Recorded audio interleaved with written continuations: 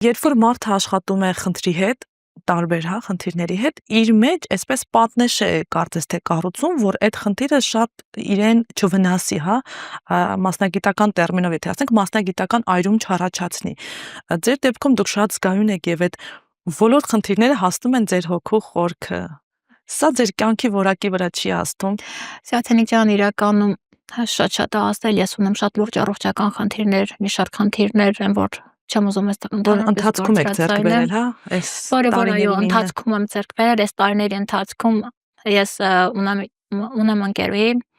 միշտ իմ ընկերուհին ասում էր Հերմինե, օգնությունը տուր ու անցի, մի խորացի, քեզ պետք չէ որ խորանաս, մի օր այդ ամեն ինչը քո առողջությունից է։ Բայց դու չես կարողանում այդպես անցնել։ Բոլորի հետ առանձին ապրում ես, այն ամեն ինչ որ տեսնում ես, դա բավականին մոտ ես ընդունում քո սրտին եւ իրականում ես չկարողացա, հա, իրանց այդ խորհուրդը ընդունել ու այնց այդ խորհրդով շարժվել, որ ասենք ես ընդհանրապես օգնությունը ուզել են, օգնությունը տամ ու անցնեմ առաջ,